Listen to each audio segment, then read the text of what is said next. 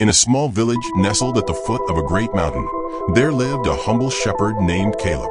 His life was simple, and he was known for his kind heart and gentle spirit.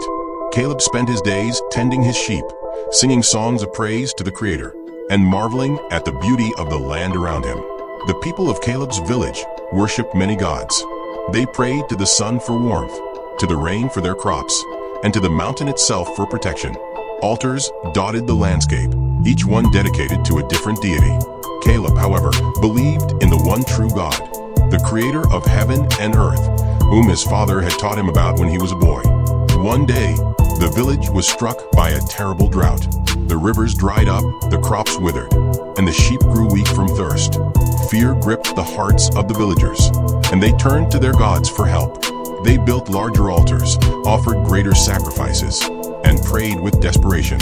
Caleb, the village elder, said, "You must join us in offering sacrifices to the gods. If we do not please them all, the drought will never end." Caleb hesitated. He remembered the stories his father had told him, how the one true God had brought their ancestors out of slavery in Egypt, how he had parted the sea and provided for them in the wilderness.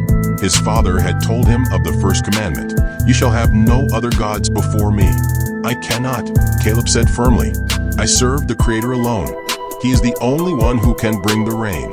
The villagers were furious. "You are a fool," they shouted. "If you do not honor the gods, you will bring their wrath upon us all." That night, as Caleb knelt in prayer, he felt the weight of his decision. His neighbors had turned against him, and even his closest friends had shunned him. Yet, as he prayed, he felt a deep peace in his heart. He knew that he had chosen rightly. Days turned into weeks, and the drought worsened. The villagers grew angrier, blaming Caleb for their suffering. "Your stubbornness has cursed us all," they cried. One morning, Caleb woke to a strange sound, a soft rumble like distant thunder. He stepped outside and saw dark clouds gathering over the mountain. The air smelled of rain. Caleb fell to his knees and praised God. Soon, the rain began to fall, drenching the parched earth. The rivers flowed again, the crops began to grow, and the sheep drank deeply. The villagers, astonished, asked Caleb how this miracle had come to be. "It is the Creator," Caleb said. "He heard my prayers and showed his power.